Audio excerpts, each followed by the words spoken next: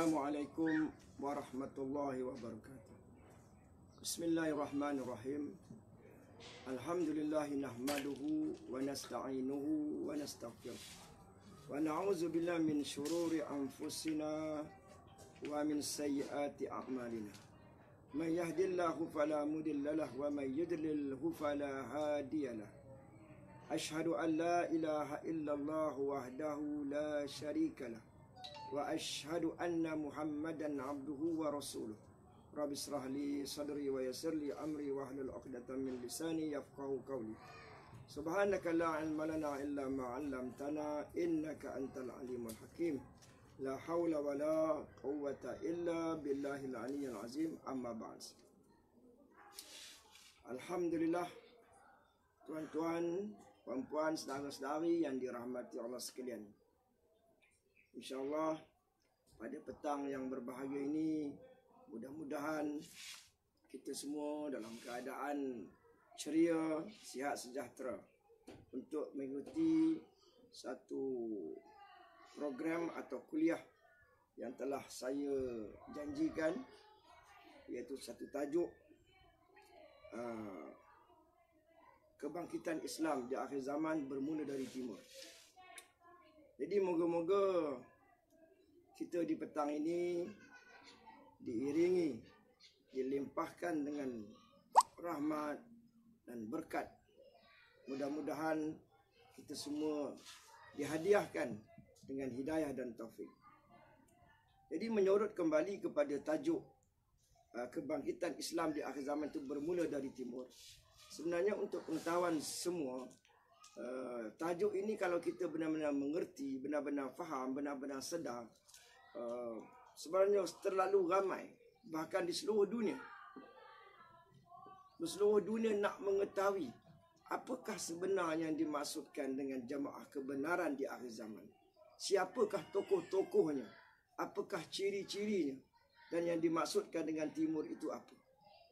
Jadi tanpa membuang masa, saya menyurut kembali hadis yang telah saya sebutkan, dan pada petang ini saya menyebut satu saja, iaitu hadis yang diriwayatkan daripada Ibnu Mas'ud yang berkata, bainama nahnu inda Rasulillah sallallahu alaihi wasallam is akbala fityatun min bani Hashim falamma ra'ahumun nabi sallallahu alaihi wasallam ighraw raqat aynahu fataghayyara launuhu fakultu ma nazal nara fi wajhika syai'an nakrahu.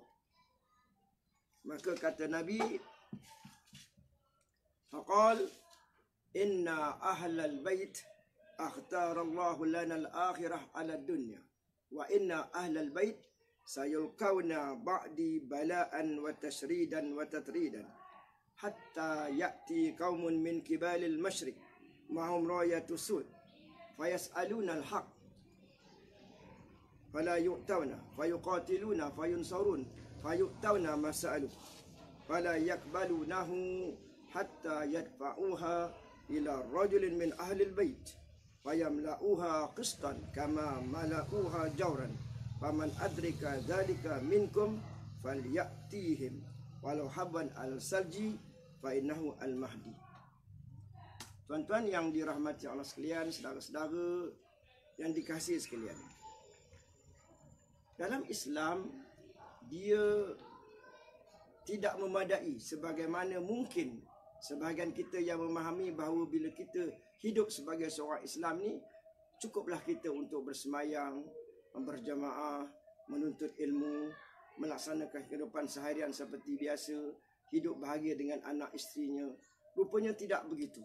Di akhir zaman ini dijanjikan bahawa Islam ini akan bangkit kali yang kedua. Islam ini akan bangkit kali kedua, nak menunjukkan bahawa Islam itu tinggi, Islam itu cemerlang, Islam itu sempurna, bahawa Islam akan kembali gah sebelum kiamat. Al-Islam ya'lu wa la yula alaih. Islam itu tinggi, tidak ada yang lebih tinggi lagi, lebih mulia lagi daripada Islam itu sendiri. Jadi hadis tadi nak bagi tahu bahawa daripada Ibnu Mas'ud. Jadi mudah-mudahan pada siri yang kedua ni, daripada 40 siri, mudah-mudahan pada petang ni cakap saya lebih teratur, lebih tersusun. Daripada Ibnu Mas'ud Dia berkata ketika kami bersama dengan Rasulullah sallallahu alaihi wasallam, tiba-tiba datanglah beberapa orang pemuda daripada Bani Hashim. Ringkasnya, bila mana Nabi melihat mereka, Nabi pun menangis mengeluarkan air mata. Maka sahabat tadi tu bila melihat tadi, dia kata, mengapa kami melihat pada wajah engkau sesuatu yang tidak kami sukai, iaitu Nabi menangis, Nabi tergenang air matanya, mengeluarkan air matanya. Jadi sahabat pun sedih sebab sahabat dia nak Nabi tu ceria lah begitu.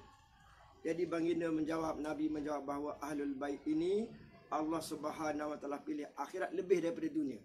Mana ahlul bait ini akan diuji. Suatu ketika, suatu masa nanti ahlul bait keluarga Nabi ini akan diuji sehingga mereka lari daripada negara Arab ni, lari ke tempat yang lebih jauh untuk menyelamatkan iman mereka daripada musuh-musuh Islam. Hatta ya'ti qaumun min kibalil masyriq, sehinggalah datangnya daripada sebelahan timur tadi, mahum rayatu sud, iaitu panji-panji hitam. Selama hari ini bila kita mendengar daripada internet, daripada YouTube, daripada sumber-sumber yang lain disebutkan panji hitam ni, yang kita tahu jamaah mereka, kumpulan mereka ini berserban berjubah hitam dengan pedangnya, dengan benderanya, dengan berjihadnya, menentang musuh-musuh semasa yang ada sekarang. Tapi sebenarnya jawapan saya daripada apa yang saya belajar daripada tuan guru saya ini agak berlainan daripada apa yang mungkin tuan-tuan faham. Jadi jamaah kebenaran yang di timur ini nak dia kena lalu pemimpin ini, jamaah ini, dia melalui 7 tahap perjuangan. Yang pertamanya, fayas'alunal haq, mereka memperjuangkan kebenaran. Fayas'alunal haq, fala yutawna, mereka tidak diberi. Tidak diberi, tak dapat kerjasama. Fayuqatiluna, mereka terus berjuang, mereka terus berjihad.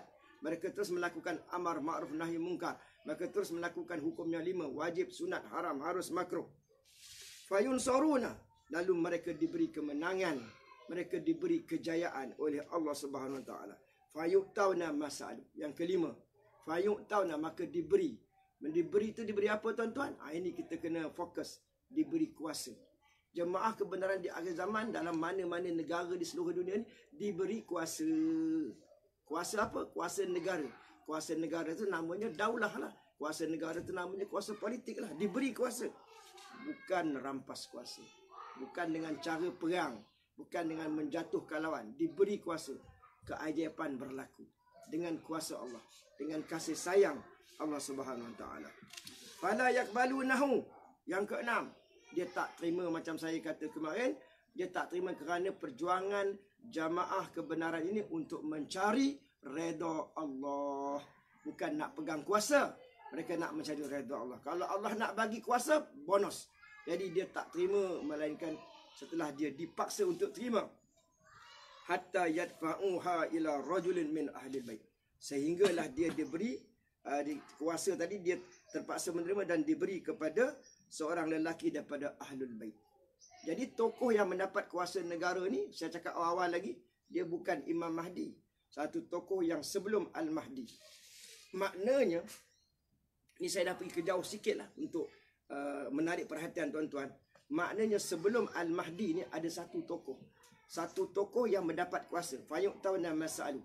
Dia mendapat kuasa negara yang diberi kepadanya. Kuasa ni diberikan, kuasa negara ni diberikan kepada Al-Mahdi. Baik. Setelah itu, mari kita lihat. Yang kata timur ni. Dalam dunia Islam ni ada 2 timur. Satu timur tengah, negara-negara Arab, dan timur jauh Asia Tenggara. Jadi bila disebut hadis, hadis menyebut bahawa Islam akan bangkit daripada timur. Timur yang mana? Adakah timur tengah? Timur tengah ni sebagaimana kita ketahui bahawa negara-negara Arab di akhir zaman kebanyakannya punah, habis berlaku. Dikatakan bahawa pemimpin Iraq adalah seorang Syiah. Dikatakan pemimpin Syria seorang Syiah. Nampak negara-negara Arab ni. Jadi dalam dunia Islam ni ada 2 timur, timur tengah dan timur jauh, iaitu Asia Tenggara. Di mana kalau diukur dari segi peluang, wibawa dan pengamalan Islam, maka timur jauh Asia Tenggara, kepulauan Kepulauan Melayu, termasuk Indonesia, Malaysia dan sekitarnya. Maknanya bila Islam akan bangkit kali yang kedua di sebelah timur, Islam akan kembali gemilang. Di seluruh dunia akan mengembalikan keamanan sejagat. Ini kita kena yakin sebab janji Allah SWT. Takkan apa tuan-tuan? Takkanlah dunia ini penuh dengan kekejaman, dengan kezaliman sampai kiamat. Tidak boleh berlaku keamanan. Sedangkan Allah yang mentakdirkan, yang mengizinkan kezaliman berlaku, dia jugalah akan menggantikan dengan keamanan. Jadi sejarah ini pasti berulang. Dulu tuan-tuan yang dirahmati sekalian, dulu bangsa Arab. Saya nak petang ni, saya nak apa sebab takut lama ni, panjang sangat ni, takut ada satu perasaan yang lain. Dulu bangsa Arab, zaman jahiliah mereka berperang, bunuh antara satu sama lain, berperang bertahun-tahun, ratusan tahun. Jadi mereka ni ketika itu dalam keadaan jahil, sehinggalah akhirnya apa mereka punah sampai kepada kemuncak, maka Allah Subhanahu Wa Taala datangkan superhero, iaitu daripada bangsa Arab sendiri, Nabi Muhammad sallallahu alaihi wasallam. Sejarah akan kembali berulang. Kini akan ada satu bangsa etnik baru yang akan mengembalikan Islam. Dan senjata bagi mereka ialah apa tuan-tuan? Bukan senjata quwwah, bukan senjata fizikal, bukan senjata tentera sebagaimana yang kita faham, tetapi senjata takwa, bermodalkan takwa. Ini berlaku seperti mana zaman yang terdahulu. Kini kita berada di awal, bukan awal lagi, kita berada di kurun yang ke-15, 1441 Hijrah, bahkan pertengahan kurun yang ke-15. Jadi apa kena mengena dengan 1441 Hijrah ataupun kurun yang ke-15 ini? Di waktu inilah sepatutnya telah pun lahir sebagaimana sebelum-sebelumnya mujadid-mujadid yang terdahulu. Mujadid ni siapa pula? Mujadid ini adalah seorang ulama, seorang mujahid, seorang mujtahid yang akan membawa, bukan bawa agama baru, tapi membawa membawa roh Islam, iaitu memperbaharui urusan agama dengan pendekatan baru. Dia membawa satu pendekatan tajdid baru dalam semua bidang. Jadi dalam memperkatakan tentang mujadid ini, daripada hadis Abu Hurairah, an Abi Hurairah radhiyallahu anhu qala, inna Allah yab'asa li hadhil ummah ala kulli ra'si mi'a sanah ma yujaddid laha amradiniha. Hadis riwayat Abu Daud. Maknanya sesungguhnya Allah akan mengutus seorang mujadid bagi setiap 100 tahun. Jadi kerajaan Islam Utsmaniyah, tuan-tuan masih ingat lagi, di mana telah dikalahkan oleh dengan perancangan musuh Islam, iaitu pada tahun 1924. Dan kalau kita campur dengan 1924 campur dengan 100, maknanya dia menjadi berapa? 2024. Sekarang 2020. Maknanya mujadid ini yang kita dah masuk ni 1441 ni, dia adalah diistilahkan sebagai pertengahan kurun. Kenapa begitu? Satu kurun 100 tahun. Satu abad 100 tahun. Bagi 3. Jadi 33 1/3. Sekarang 1441. Maknanya dia dah melangkau daripada awal kurun, dia dah pergi pertengahan kurun. Maka pertengahan kurun inilah akan datangnya penyelamat, akan datangnya superhero yang akan menyelamatkan kita umat Islam dunia. Amin. Jadi dengan kata lain, bila dikatakan Timur Tengah ni, bermaknanya ia lebih kepada Asia Tenggara. Sebab itulah kita melihat, saya melihat, kita sendiri pun boleh sedar bahawa ramainya habaib, ramainya habib, ramainya said-said keturunan Ahlul Bait ini di Nusantara. Mana datangnya Ahlul Bait ni kalau bukan daripada negara Arab? Wali-wali Songo dakwah ke Indonesia. Ini kita sebut matan saya dulu.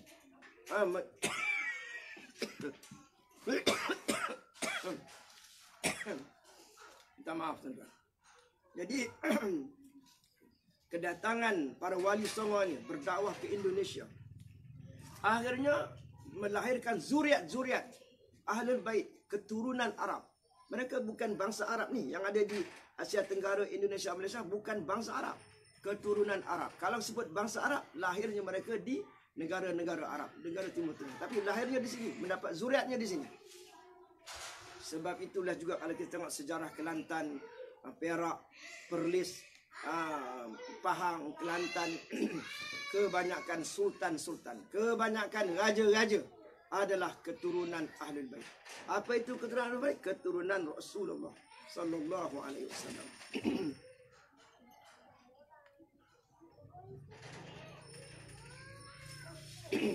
Pernah tokoh dunia, contohnya di Universiti Qarawiyun Morocco, Dr. Abdul Salam Haras, Judith Nagata, penulis Amerika, Mahmud ni mantan Perdana Menteri Iraq, meyakini bahawa mereka yakin bahawa kebangkitan Islam ini akan terus membesar dan bermulanya daripada timur. Jadi kalau kita tengok orang timur ni sama ada orang Melayunya, orang Jawanya, orang Banjarnya, apa ada sangat, ekonomi pun tak seberapa, kekuatan senjata pun tak ada, tetapi Allah menjanjikan wattaqullah wa yu'allimukumullah. Siapa yang bertakwa, wa anna sekiranya walau anna ahlal qura amanu wattaqau la fatahna alaihim barakatin minas sama'i wal ard. Dalam surah Al-A'raf. Sekiranya ada sebahagian daripada penduduk negeri, penduduk negara, penduduk kampung yang benar-benar bertakwa, maka Allah akan melimpahkan rahmatnya dengan keberkatannya daripada langit, daripada bumi. Inilah sebenarnya rahsia. Rahsia yang sungguh-sungguh rahsia. Jadi rupanya kekuatan Islam ini tidak ditiru, tidak meniru daripada senjata-senjata barat dengan kuat, dengan kekuatan alat perang mereka. Tidak begitu. Walaupun tidak salah kita menyediakan segala kelengkapan senjata untuk perang, itu tidak salah, bahkan disuruh, tetapi kekuatan sebenar itu adalah takwa. Kekuatan sebenar mereka adalah kekuatan takwa, kekuatan tauhid. Sebab itu diceritakan bila mana sahabat-sahabat ini menang ke atas negara-negara musuh dalam setiap peperangan, mereka akan mengucapkan istighfar. Mereka akan menyebut subhanallah. Kenapa tuan-tuan? Sebab mereka yakin yang menyebabkan kemenangan itu bukanlah mereka, bukanlah amalan-amalan mereka, tetapi Allah Subhanahu wa taala dengan kuasanya, dengan kasih sayangnya. Sebab itu mereka istighfar, takut mereka memasukkan usaha mereka. Bahkan bukan usaha mereka lah yang memberi bekas, tetapi kuasa Allah Subhanahu wa taala. Jadi tuan-tuan yang dirahmati Allah sekalian, meniti lagi dalam ini bermakna Allah Subhanahu wa taala telah menjadikan satu grand design untuk umat Rasulullah. Satu janji Allah Subhanahu wa taala bahawa Islam ini akan bangkit daripada timur. Bukan lagi daripada negara-negara Arab, bahkan bukan juga Turki. Mungkin pada masa ini sebahagiannya beri-ria bersungguh-sungguh menyatakan pimpinan mereka ini dengan Islam yang mereka bawa. Tetapi tidak begitu. Sebab apa tuan-tuan? Sebab dia mesti ada satu tokoh, yang tokoh ini ada ciri-cirinya. Iaitu antara ciri-cirinya ialah apa tuan-tuan? Dia ini adalah keturunan Nabi, Ahlul Bait. Dan ada satu lagi yang dia punya keturunan itu, yang insya-Allah dalam siri yang ketiga saya akan sebutkan. Jadi sebagai rumusan awal di sini, walaupun saya tak elaborate satu-satu tu, kalau saya elaborate contoh cerita Wali Songo bagaimana dakwahnya di Nusantara, belum lagi Azmat Khannya, belum lagi kisah keturah Nabi Ibrahim, tentulah panjang. Sebab itu saya mengambil masa insya-Allah 40 siri atau mungkin lebih. Jadi setakat mana yang saya termampu dengan izin dan rahmat kasih sayang Tuhan, mudah-mudahan apa yang saya sampaikan ni Allah lah yang akan memberi faham kepada tuan-tuan untuk meyakini. Yakin apa? Bahawa di akhir zaman Islam akan kembali gemilang. Di zaman kita, bukan 100 tahun lagi, bukan 50 tahun lagi, bahkan bukan 10 tahun lagi. Maka dalam keadaan yang begitu hampir, Islam ini akan naik menjadi satu superpower yang menguasai dunia bermula daripada satu negara. Negara manakah tersebut? Kita belum bercakap lagi, kita belum menyebutnya lagi.